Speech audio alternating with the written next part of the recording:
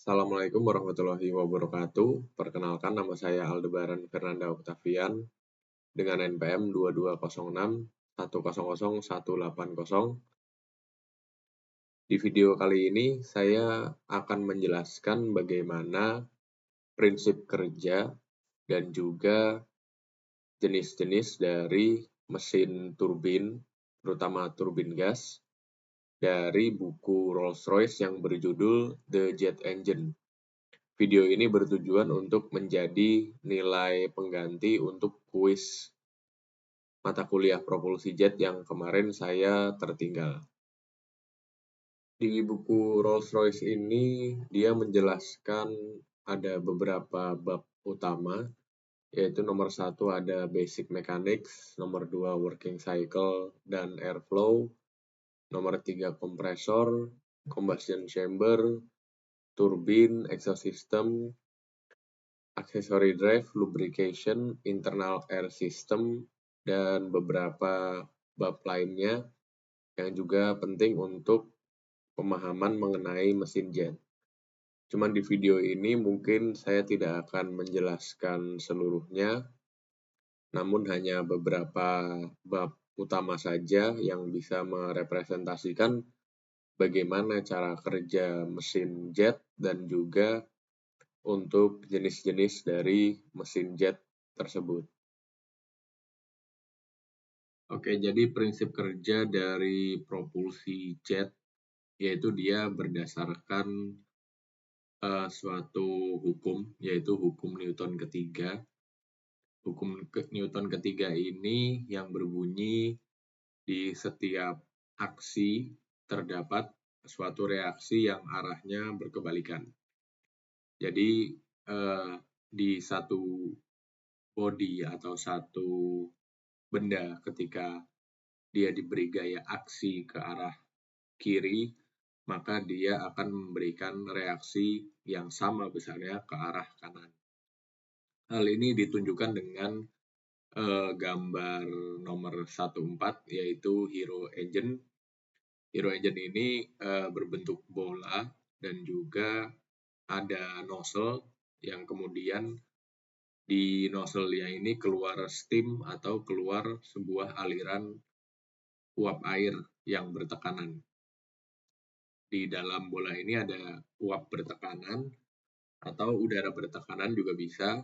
Nah, ketika udara itu keluar dari nozzle yang memiliki arah keluar ke kanan, maka bolanya itu akan berputar ke kiri. Contoh lain yaitu ada di sprinkler untuk menyiram tanaman. Jadi di sprinkler ini biasanya di kedua ujung batangnya ini terdapat lubang yang arahnya satu ke kanan dan satu ke kiri kalau dilihat dari atas. Jadi ketika semburannya itu keluar ke arah clockwise, maka sprayer ini atau sprinkler ini akan berputar secara counterclockwise. Itu adalah prinsip dasar dari bagaimana sebuah jet bisa menciptakan propulsi atau bisa mendorong suatu body. Nah, untuk contoh yang diberikan tadi itu ada mesin Hero Engine, dan juga Garden Sprinkler. Untuk penerapannya pada pesawat, body yang digerakkan itu adalah udara di sekitar pesawat.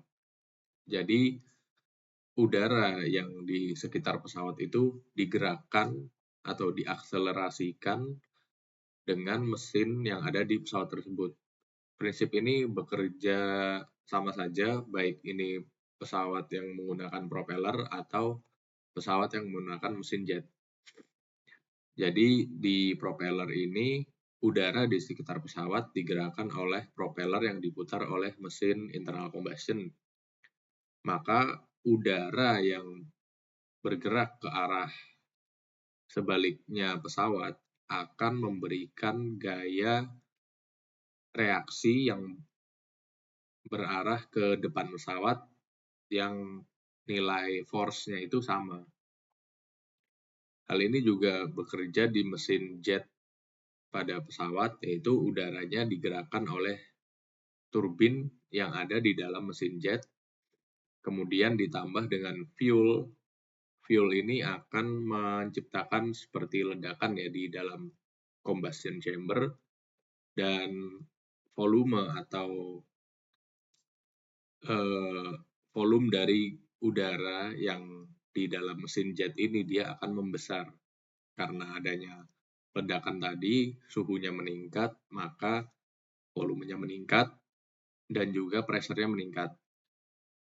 Hal itu akan menyebabkan udara ini menyembur keluar ke belakang mesin melewati sebuah nozzle dengan kecepatan tinggi. Maka gayanya juga menciptakan gaya reaksi yang besar ke arah sebaliknya udara ini bergerak. Maka pesawatnya ini akan melaju ke depan dengan force yang sesuai dengan force yang dibutuhkan untuk mengakselerasi udara di sekitar pesawat. Itulah dari prinsip kerja untuk propulsi jet. Jadi prinsipnya berdasarkan hukum Newton ketiga, yaitu aksi reaksi untuk pesawat yang digerakkan adalah udara di sekitar pesawat.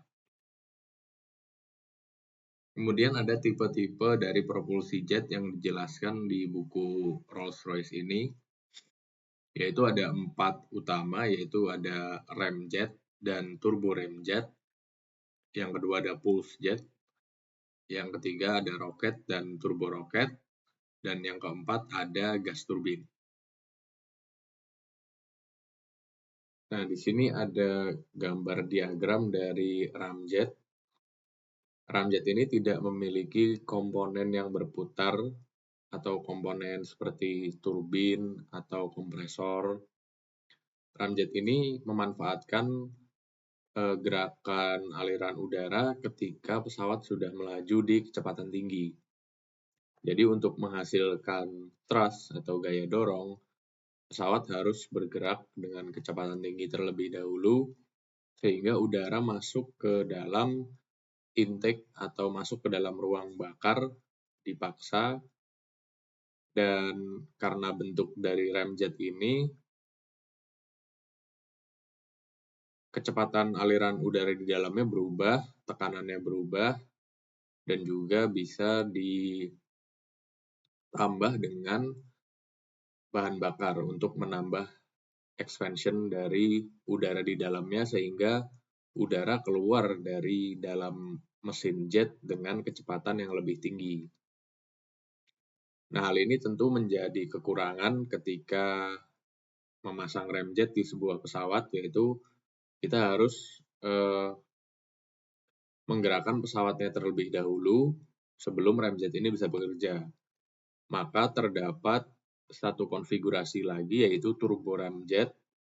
Turbo ramjet ini memasukkan turbin dan kompresor layaknya mesin turbin gas biasa, namun terdapat bypass yang bisa mengaktifkan mesin ramjet ketika pesawat sudah di kecepatan tinggi. Jadi ketika pesawat berada di kecepatan tinggi, si intake guide vanes ini menutup dari jalur masuknya ke turbin, dan variabel intake-nya juga mengecil, sehingga siklus dari ramjet ini bisa dimulai.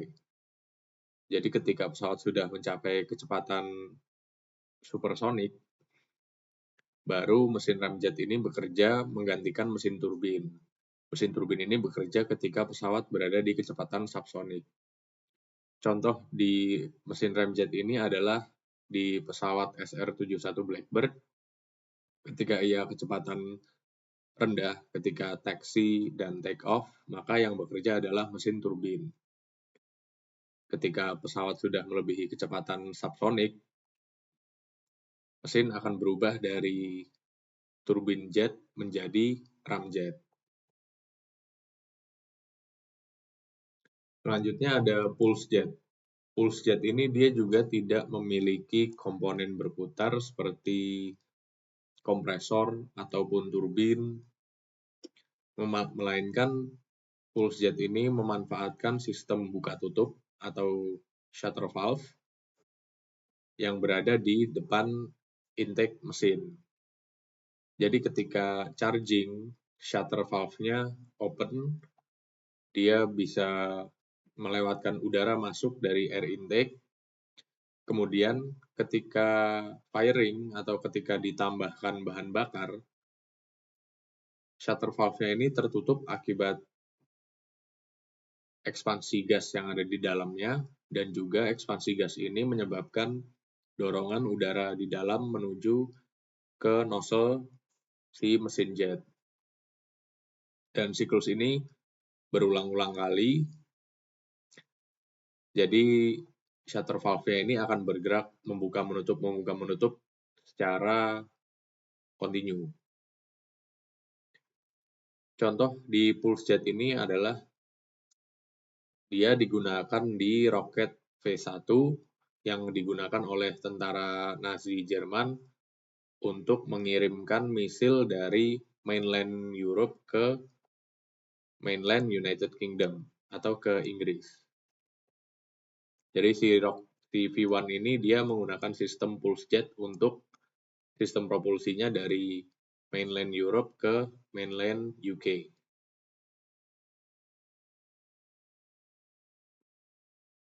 Nah, selanjutnya ada roket. Jadi secara teori, seperti yang sudah dibahas di awal video, roket ini dia juga termasuk propulsi jet.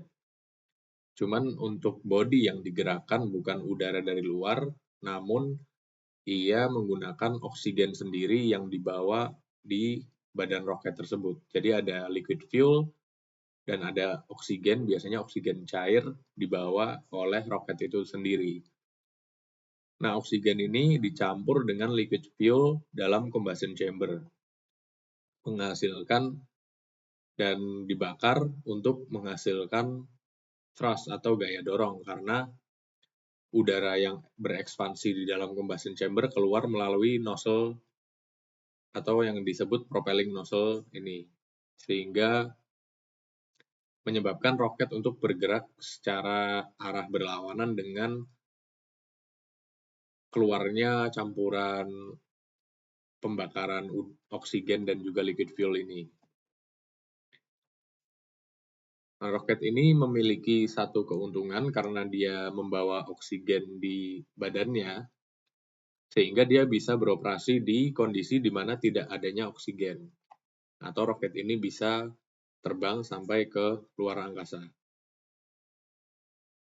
Nah, kemudian ada juga turboroket. Turboroket ini seperti turbo ramjet tadi, ia menggabungkan mesin turbin dan juga roket. Jadi ada turbin dan juga ada oksigen dan fuel supply yang dia bawa sendiri. Jadi dia bisa mengambil udara dari sekitarnya atmosfer. Ketika sudah mencapai lingkungan yang tidak ada oksigen, maka turbin ini akan mati sehingga oksigen dan fuel bisa menggunakan oksigen dan fuel supply yang dibawa oleh roket tersebut.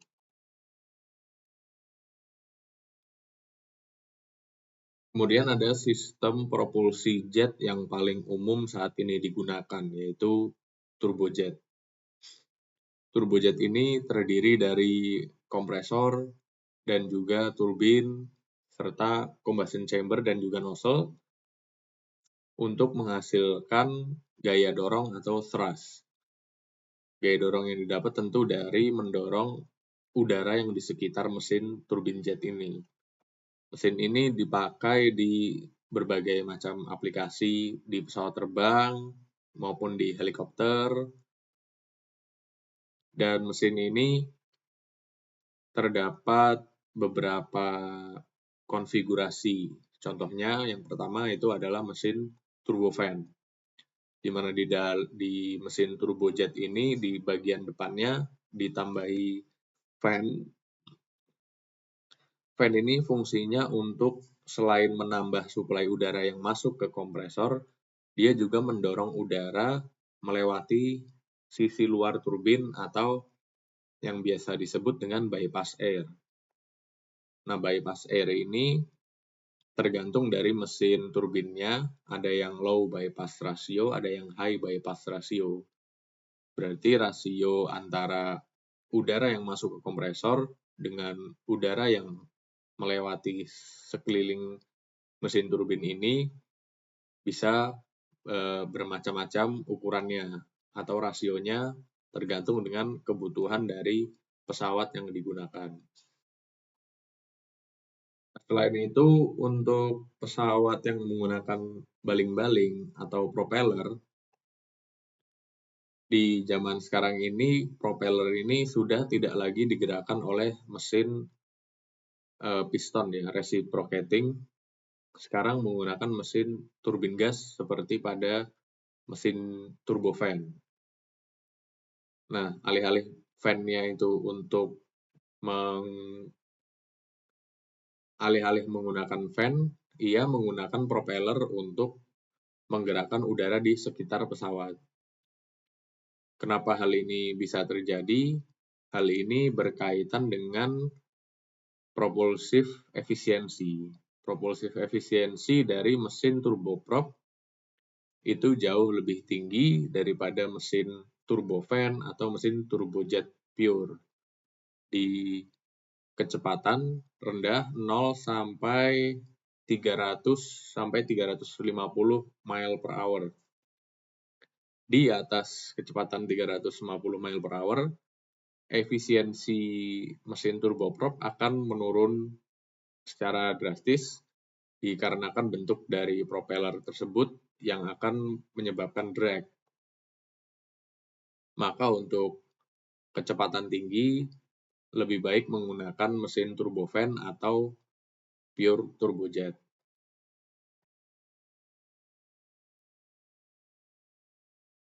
Mesin turbojet sendiri ini memiliki beberapa konfigurasi lainnya.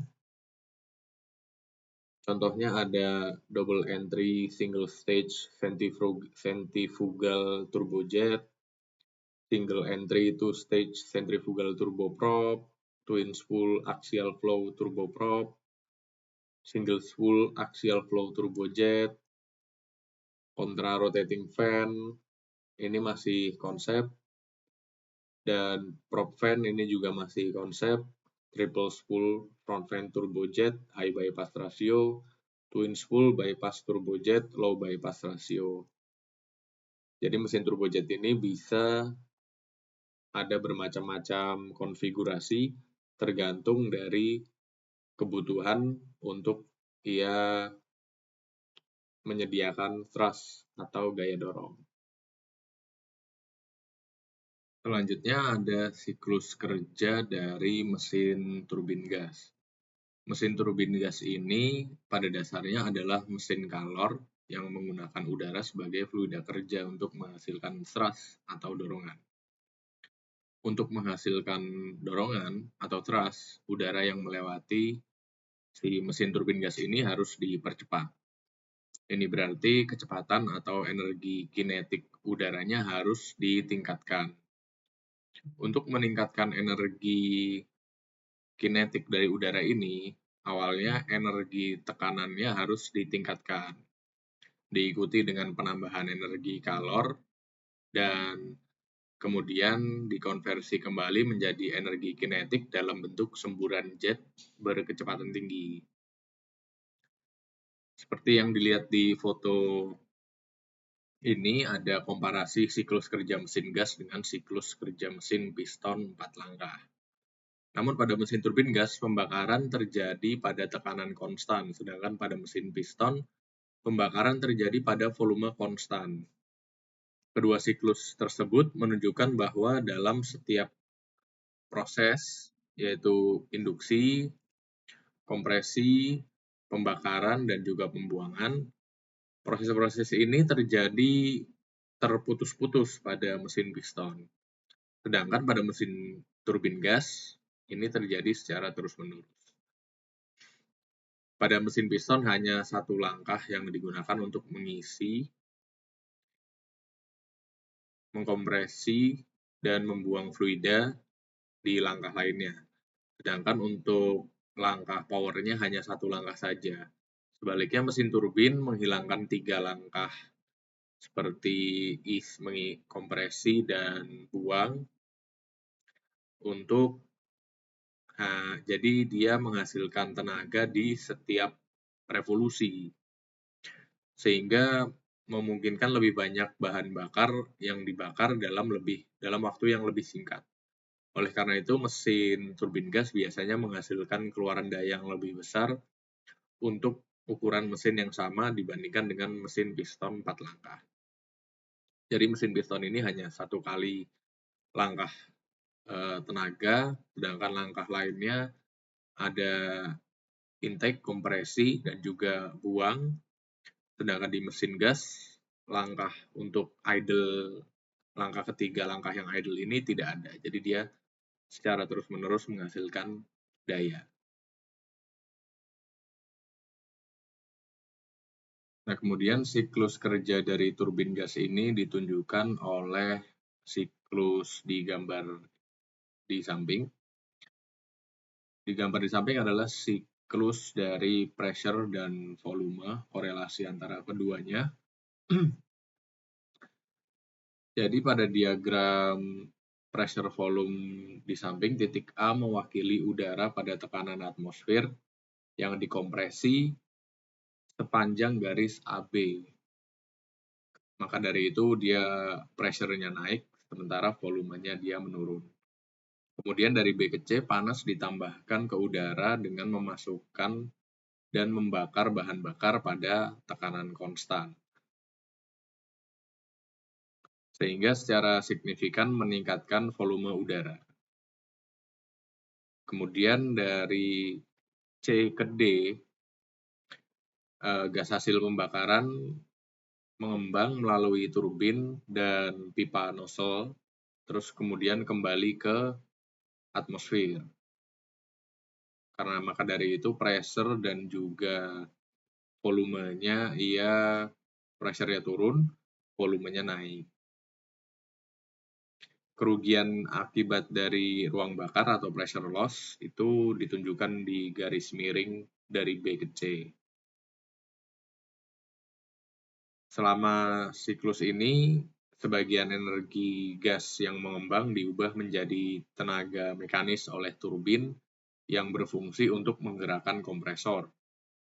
Dan saat dibuang ke atmosfer, melalui nozzle jet menghasilkan semburan jet yang bersifat propulsif atau menghasilkan gaya dorong atau thrust.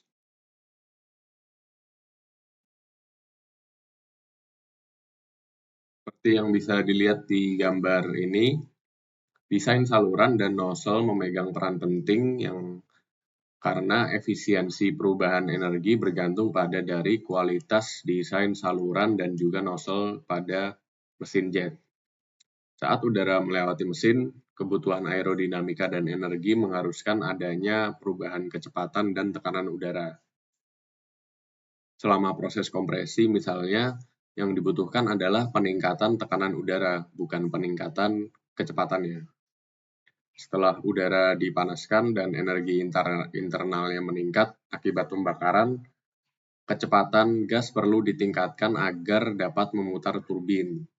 Di bagian nozzle pendorong, diperlukan kecepatan keluar yang tinggi karena perubahan momentum udara inilah yang menghasilkan dorongan pada pesawat. Selain itu, perlambatan aliran udara juga dibutuhkan di area tertentu seperti di ruang bakar untuk menciptakan zona berkecepatan rendah agar nyala api dapat tetap menyala. Jika desain saluran dan nozzle ini tidak dirancang dengan baik, ini akan mengakibatkan gangguan pada aliran udara sehingga menurunkan efisiensi mesin jet dan bahkan dapat menyebabkan kerusakan komponen akibat getaran yang ditimbulkan oleh turbulensi aliran udara. Kemudian ada komponen-komponen yang menyusun dari mesin jet yang dengan metode turbin gas. Untuk komponen-komponen utamanya di sini ada kompresor, combustion chamber, turbin, dan juga exhaust system atau nozzle dari jetnya. Ini untuk yang pure turbojet. Untuk yang turbofan terdapat satu komponen di depan yaitu fan itu sendiri. Untuk turboprop ada komponen lainnya yaitu propeller dan gearbox. Untuk tipe mesin jet lainnya juga terdapat komponen lain yang tidak disebutkan. Untuk yang ini saya akan jelaskan untuk mesin turbin jet yang pure turbin jet, pure turbojet. Yang pertama pada mesin turbin gas, seperti yang sudah dijelaskan sebelumnya untuk siklus kerjanya. Untuk siklus yang pertama yaitu terdapat langkah untuk kompresi, yaitu kompresi udara yang masuk ke dalam mesin turbin gas yang dilakukan oleh komponen kompresor. Dalam mesin turbin gas, proses kompresi udara sebelum masuk ke combustion chamber dikompres atau dimampatkan dengan dua jenis kompresor, yaitu di sebelah kiri ada kompresor aksial dan di sebelah kanan ada kompresor dengan aliran sentrifugal. Kedua kompresor ini biasanya digerakkan oleh turbin mesin sendiri yang terhubung oleh poros turbin. Untuk kompresor aliran sentrifugal yang digambar sebelah kanan, biasanya dia terdiri dari satu atau dua stage, menggunakan impeller untuk mempercepat udara dan diffuser untuk meningkatkan tekanannya. Sementara itu, kompresor aliran aksial yang digambar sebelah kiri terdiri dari beberapa tahap dengan susunan bilah rotor yang berputar dan bilah stator yang diam secara bergantian. Untuk mempercepat serta mendispersikan udara hingga mencapai tekanan yang diinginkan, pada beberapa kasus, terutama pada mesin berukuran kecil, kompresor aksial digunakan untuk meningkatkan tekanan udara sebelum masuk ke kompresor sentrifugal. Jadi terdapat dua jenis kompresor dalam satu mesin turbin gas. Untuk kompresor sentrifugal, umumnya dia konstruksinya lebih kokoh dibandingkan kompresor aksial, lebih mudah dikembangkan, dan juga lebih mudah untuk proses produksinya. Namun kompresor aksial ini mampu menangani volume udara yang jauh lebih besar dibandingkan dengan kompresor sentrifugal dengan ukuran penampang mesin turbin gas yang sama. Serta untuk kompresor aksial, dia dapat dirancang untuk mencapai rasio tekanan yang lebih tinggi daripada kompresor sentrifugal. Karena aliran udara berpengaruh langsung terhadap jumlah thrust atau dorongan yang dihasilkan, mesin dengan kompresor aksial mampu menghasilkan dorongan yang lebih besar pada ukuran penampang mesin turbin gas yang sama. Jadi dengan diameter yang sama, pada umumnya kompresor aksial mampu mengenerate thrust yang lebih tinggi daripada mesin dengan kompresor sentrifugal. Karena ini banyak mesin-mesin jet modern menggunakan kompresor aksial dibandingkan dengan kompresor sentrifugal. Selain itu, untuk rasio kompresinya juga bisa jauh lebih tinggi tergantung dengan berapa tahap atau berapa stage kompresor aksial yang terdiri pada suatu mesin turbin gas.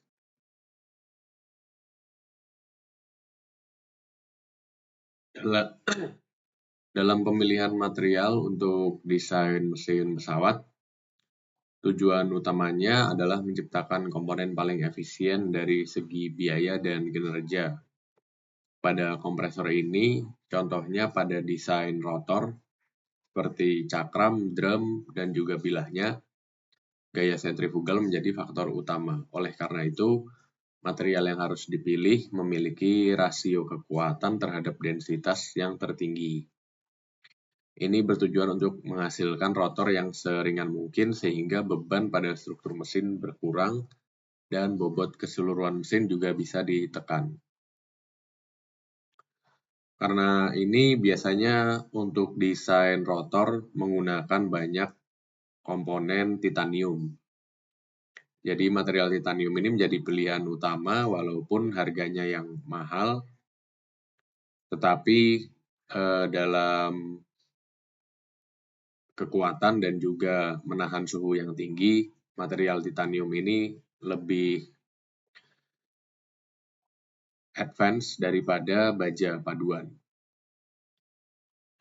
Namun material ini tidak digunakan pada komponen lainnya. Contohnya di casing untuk dibutuhkan konstruksi yang ringan namun kokoh. Jadi biasanya dari casing ini menggunakan aluminium pada bagian depan sistem kompresi, dan kemudian pada tahap akhir kompresi di mana suhu sudah melebihi kemampuan baja paduan, biasanya diperlukan baja paduan berbasis nikel. Dan juga untuk stator vane atau bilah-bilah statornya digunakan material yang bisa menahan suhu tinggi dan juga bisa menahan metal fatigue yang tinggi.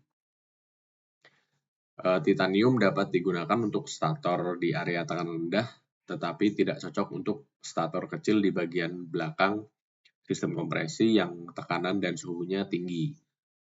Karena gesekan yang berlebih antara komponen yang berputar dan akibat ada stator vane ini bersifat statis, panas yang dihasilkan dari gesekan dapat memicu pembakaran titanium. Selanjutnya ada ruang bakar atau combustion chamber. Ruang bakar ini memiliki tugas yang cukup kompleks, yaitu membakar sejumlah besar bahan bakar yang disuplai melalui nozzle penyemprotan bahan bakar dengan volume udara yang signifikan dari kompresor. Bagian pembakaran ini harus dilakukan sedemikian rupa sehingga udara memuai dan dipercepat untuk menghasilkan aliran gas yang mulus dan merata pada suhu yang sesuai dengan kebutuhan turbin. Semua ini harus dicapai dengan seminimal mungkin kehilangan tekanan dan pelepasan panas maksimum dalam ruang yang terbatas. Jumlah bahan bakar yang ditambahkan ke udara bergantung pada peningkatan suhu yang diperlukan. Namun suhu maksimum dibatasi pada kisaran 850 sampai 1700 derajat Celcius. Sesuai dengan kemampuan material bilah turbin dan nozzle. Udara yang masuk ke ruang bakar sudah dipanaskan terlebih dahulu hingga 200 sampai 500 derajat Celcius akibat proses kompresi oleh kompresor, sehingga ruang bakar harus meningkatkan suhu sebesar 650 sampai 1150 derajat Celcius. Karena suhu gas yang dibutuhkan turbin bervariasi tergantung dorongan mesin dan pada mesin turboprop bergantung pada daya yang dihasilkan. Ruang bakar juga harus mampu menjaga proses pembakaran yang stabil dan efisien dalam berbagai kondisi operasi mesin. Udara dari kompresor mesin memasuki ruang bakar dengan kecepatan hingga 500 feet per second. Namun kecepatan ini terlalu tinggi untuk proses pembakaran.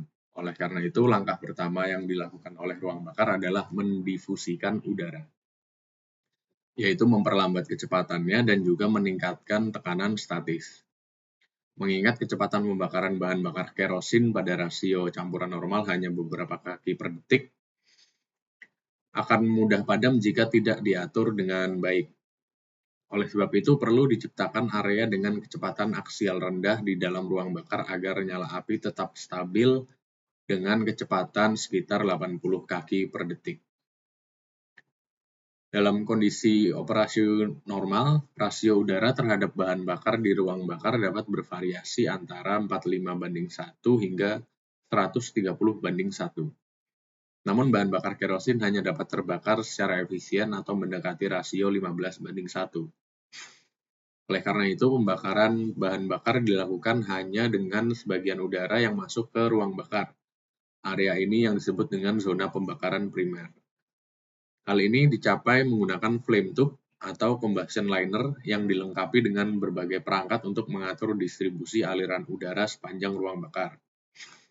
Pembakaran dimulai oleh percikan listrik dari igniter plug dan nyala api kemudian akan bertahan secara mandiri dan kontinu.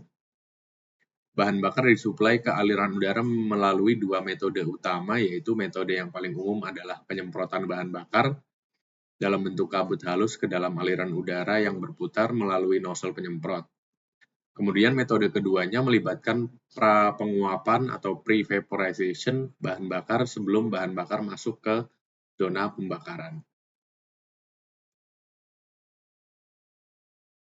Kemudian ada jenis-jenis dari ruang bakar pada mesin turbin gas. Yang pertama ada ruang bakar tipe multiple. Ruang bakar ini digunakan pada mesin kompresor sentrifugal dan pada jenis mesin kompresor aksial generasi awal. Desain ini merupakan pengembangan langsung dari ruang bakar tipe Whittle terdahulu. Perbedaannya dari tipe Whittle adalah desain ruang bakar yang memiliki aliran reverse flow yang ditunjukkan pada gambar di atas. Namun karena desain tersebut menyebabkan kehilangan tekanan yang signifikan, Joseph Lucas Limited mengembangkan desain ruang bakar multiple aliran lurus yang lebih efisien. Yang kedua ada ruang bakar tipe turboanular. Ruang bakar tipe ini merupakan tahap transisi evolusi antara ruang bakar multiple dan ruang bakar anular. Beberapa flame tube dipasang di dalam satu casing udara bersama dengan aliran udara yang serupa seperti pada desain sebelumnya.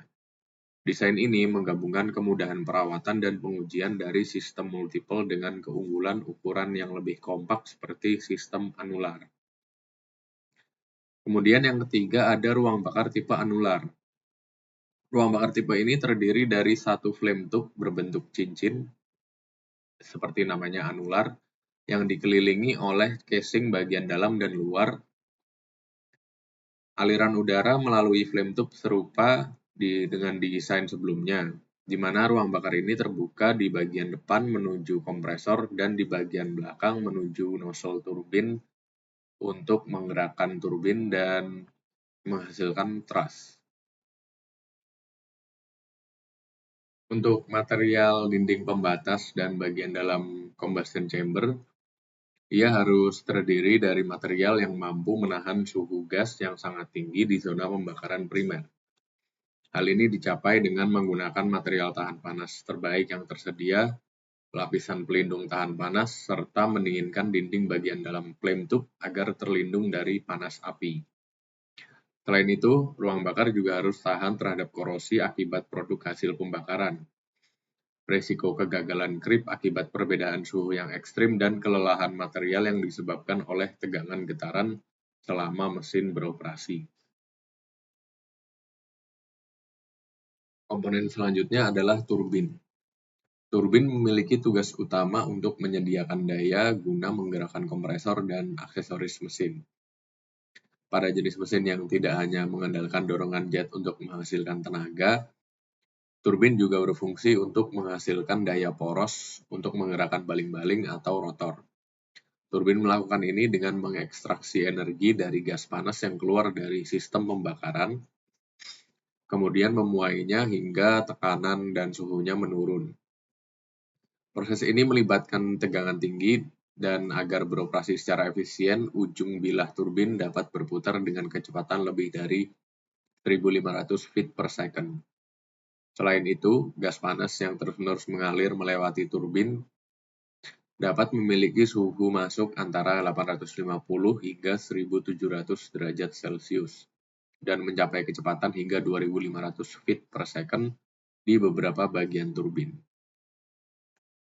Untuk menghasilkan torsi penggerak, turbin dapat terdiri dari beberapa tahap yang masing-masing memiliki satu baris nozzle guide vane yang diam dan satu baris bilah bergerak. Jumlah tahapan turbin bergantung pada hubungan antara daya yang dibutuhkan dari aliran gas, kecepatan putaran yang diinginkan, serta diameter turbin yang diperbolehkan. Desain jalur aliran pada nozzle guide vane dan bilah turbin umumnya berdasarkan pertimbangan aerodinamis. Untuk mencapai efisiensi optimal yang sejalan dengan desain kompresor dan ruang bakar, nozzle guide vane dan bilah turbin memiliki bentuk dasar aerofoil, seperti sayap pada pesawat. Secara umum terdapat 3 jenis turbin, yaitu turbin impuls, turbin reaksi, dan turbin kombinasi yang disebut dengan impuls reaksi. Pada turbin impuls, penurunan tekanan sepenuhnya terjadi pada nozzle guide vane yang memiliki bentuk konvergen, sehingga kecepatan gas meningkat sementara tekanan berkurang.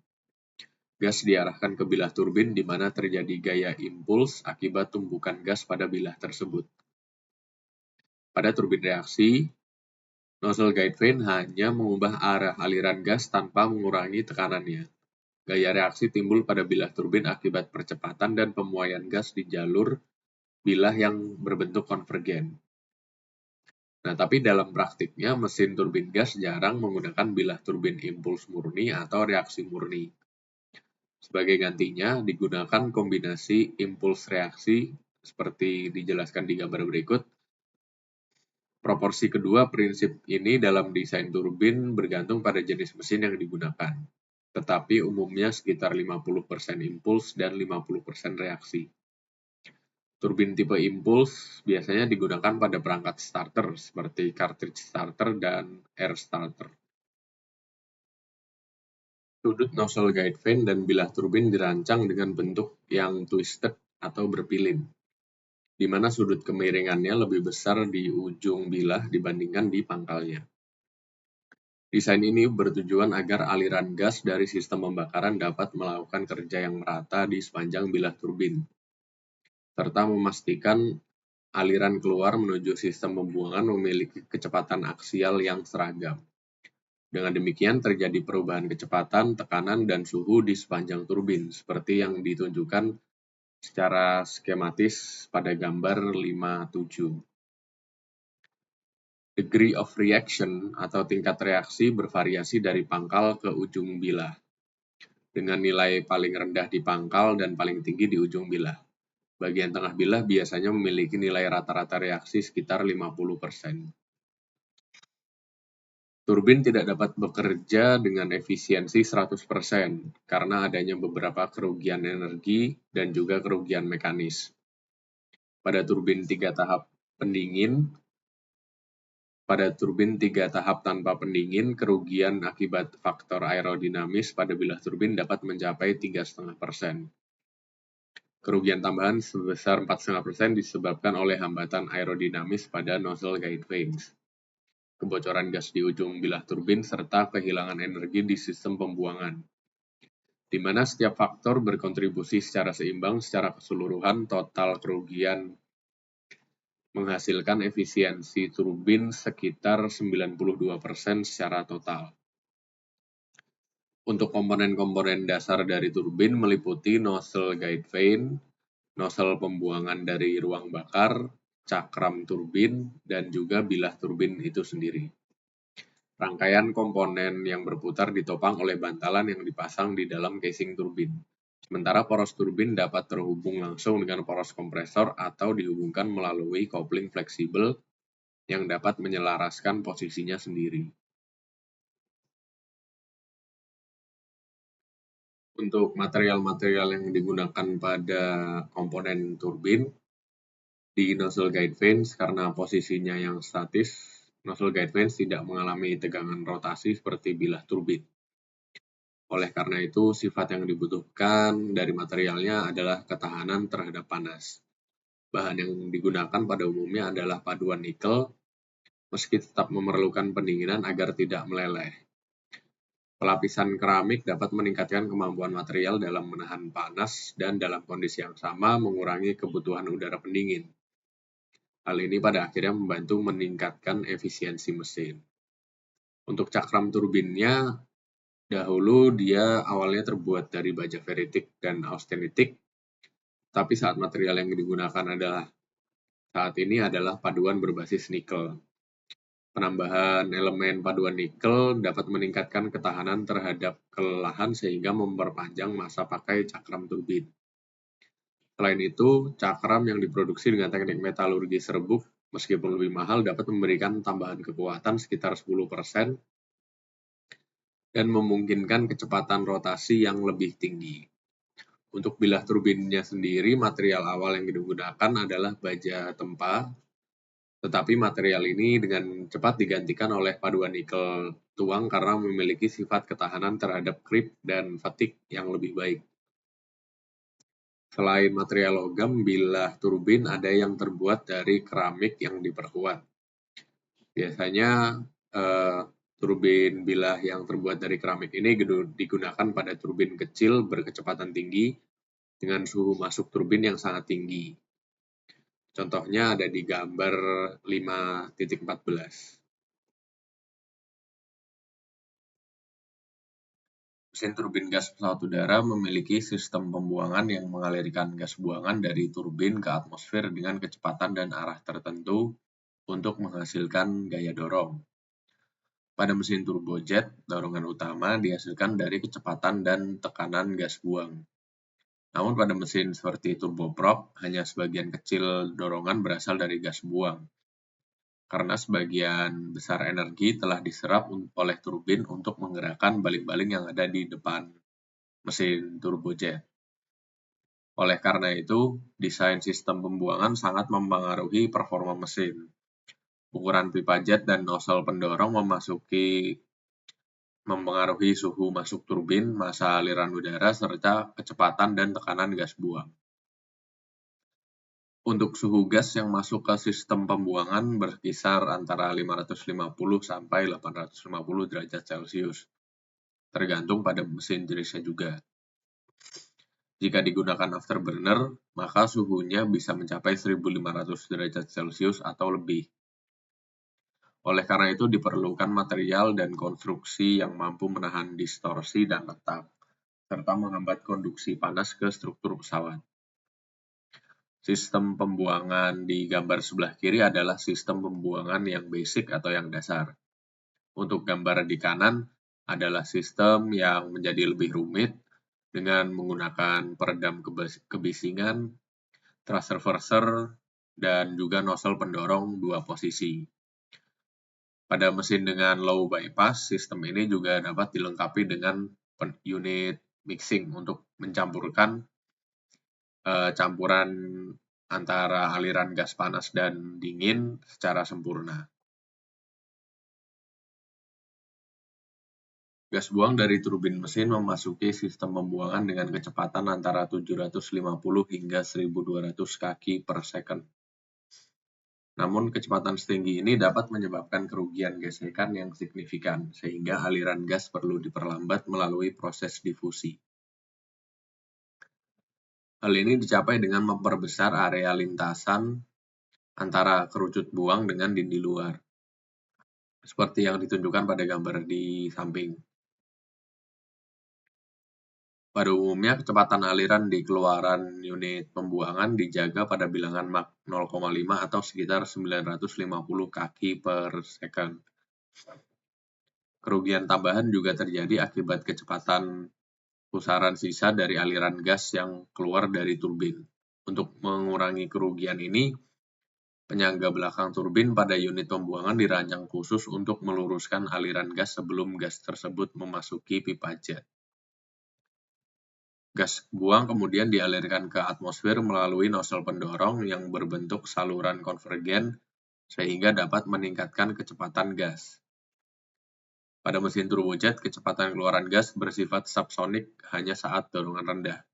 Pada sebagian besar operasi kondisi, kecepatan keluaran gas mencapai kecepatan suara, yang dipengaruhi oleh suhu gas buang. Pada titik ini, nozzle pendorong dikatakan mengalami choke, artinya tidak ada peningkatan kecepatan lebih lanjut kecuali suhu gas dinaikkan. Ketika tekanan total di bagian hulu meningkat di atas nilai saat nozzle pendorong mengalami choke, tekanan statis gas di keluaran menjadi lebih tinggi dari tekanan atmosfer. Pressure diferensial ini menghasilkan pressure thrust, yaitu gaya dorong tambahan yang bekerja pada area keluaran nozzle. Dorongan ini menjadi tambahan dari perubahan momentum aliran gas buang.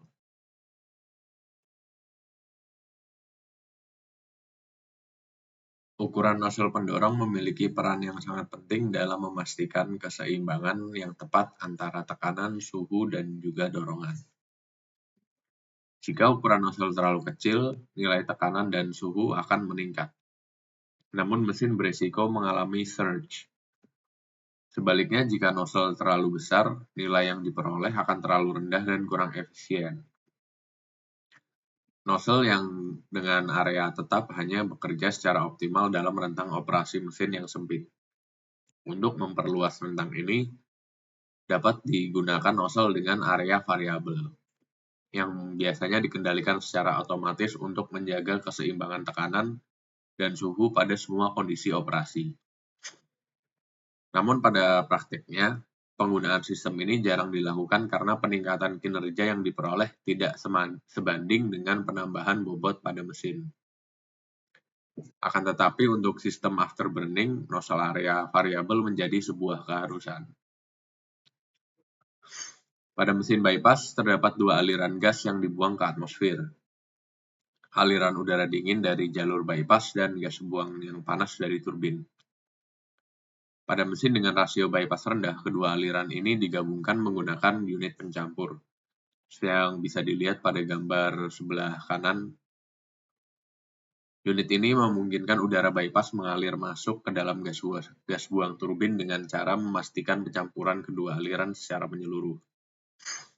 Sementara itu, pada mesin dengan bypass rasio yang tinggi, kedua aliran gas umumnya dibuang secara terpisah.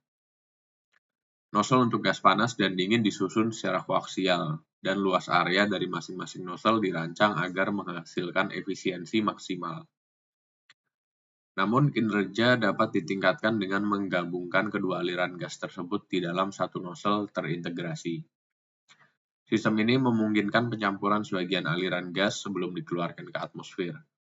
Contoh dari kedua tipe sistem pembuangan mesin bypass tinggi ini dapat dilihat pada gambar yang di sebelah kiri atau gambar 65.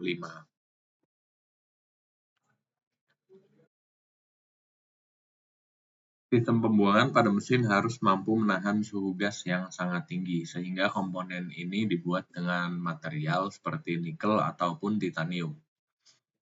Selain itu, diperlukan langkah-langkah untuk mencegah perpindahan panas ke struktur pesawat di sekitarnya, seperti sayap ataupun baut yang menahan mesin, agar tidak terjadi perubahan sifat material untuk ke struktur pesawat di sekitarnya. Hal ini dilakukan dengan mengalirkan udara ventilasi di sekitar pipa jet atau dengan melapisi bagian sistem pembuangan menggunakan selimut isolasi. Setiap selimut isolasi terdiri dari lapisan dalam berbahan serat isolasi yang dilindungi oleh lapisan luar tipis dari baja stainless steel yang diperkuat dengan pola cekung atau dengan menggunakan proses sheet metal forming untuk menambah kekuatan. Selain itu, pada beberapa sistem material penyerap suara digunakan untuk mengurangi kebisingan mesin. Ketika suhu gas sangat tinggi, seperti saat afterburning, pipa jet biasanya dibuat dengan struktur dinding ganda, yang memiliki ruang anular antara kedua dinding tersebut. Gas panas yang keluar dari nozzle pendorong akan menciptakan aliran udara melalui ruang anular di nasel mesin karena efek ejector. Aliran udara ini mendinginkan dinding dalam pipa jet dan berfungsi sebagai lapisan isolasi yang mengurangi perpindahan panas ke dinding luar. Karena udara sendiri merupakan salah satu isolasi yang baik dalam menahan panas. Komponen seperti kerucut dan streamline fairing pada unit pembuangan mengalami tekanan dari gas buang. Untuk mencegah distorsi, lubang ventilasi disediakan guna menyeimbangkan tekanan di sekitar komponen tersebut. Unit pencampur pada mesin dengan rasio bypass rendah terdiri dari sejumlah saluran tempat udara bypass mengalir masuk ke dalam gas buang. Sementara itu, pada mesin dengan bypass rasio tinggi, struktur honeycomb digunakan pada nozzle terintegrasi untuk memberikan kekuatan yang ringan pada komponen besar tersebut. Karena sistem pembuangan mengalami variasi suhu ekstrim, komponen ini harus dipasang dan disambungkan sedemikian rupa sehingga memungkinkan terjadinya pemuaian dan penyusutan tanpa menyebabkan distorsi atau kerusakan. Kemudian ada unit aksesori yang akan saya bahas. Unit aksesori ini berfungsi menyediakan daya bagi sistem hidrolik, pneumatik, dan juga listrik pada pesawat, serta mengoperasikan berbagai pompa dan sistem kontrol agar mesin dapat beroperasi secara efisien. Karena tingkat ketergantungannya yang tinggi terhadap unit-unit ini, diperlukan sistem penggerak yang sangat reliable. Daya untuk unit aksesori ini biasanya diambil dari poros mesin yang berputar melalui gearbox yang di dalam mesin turbojet atau gearbox internal menuju gearbox yang ada di luar atau gearbox eksternal, yang menjadi tempat pemasangan aksesori dan mendistribusi putaran gigi ke setiap unit aksesori dengan kecepatan yang sesuai. Starter juga dapat dipasang untuk memberikan torsi awal agar mesin dapat berputar. Sistem penggerak aksesori pada mesin dengan rasio bypass tinggi memanfaatkan daya sekitar 400 sampai 500 horsepower dari mesin. Untuk contoh-contoh dari aksesori unit ini atau komponen-komponennya, yaitu ada gearbox internal itu sendiri yang berada di dalam inti mesin. Kemudian ada radial drive shaft. Fungsi radial drive shaft adalah untuk mentransmisikan daya dari gearbox internal ke unit gearbox eksternal. Drive shaft ini juga berfungsi untuk menyalurkan torsi tinggi dari starter untuk memutar sistem saat proses start mesin. Drive shaft ini bisa berbentuk penggerak langsung atau melalui gearbox perantara. Untuk penggerak langsung, digunakan untuk langsung menggerakkan masing-masing atau sepasang unit aksesori. Meskipun desain ini memungkinkan setiap unit aksesori ditempatkan di lokasi yang diinginkan di sekitar mesin dan mengurangi daya yang ditransmisikan melalui setiap gigi, desain ini memerlukan gearbox internal yang besar. Untuk yang kedua ada gear train drive. Daya dapat disalurkan ke gearbox eksternal melalui rangkaian gigi. Sistem ini menggunakan gigi lurus atau spur gear yang terkadang dilengkapi dengan centrifugal breather. Namun jenis penggerak ini jarang digunakan pada mesin modern. Kemudian ada intermediate gearbox. Digunakan jika radial drive shaft tidak dapat langsung sejajar dengan gearbox eksternal. Untuk mengatasi kendala ini, gearbox perantara dipasang pada casing kompresor yang bertekanan tinggi dan mengarahkan kembali daya melalui gigi bevel menuju gearbox eksternal. Contoh tata letaknya dapat dilihat pada gambar 7.1.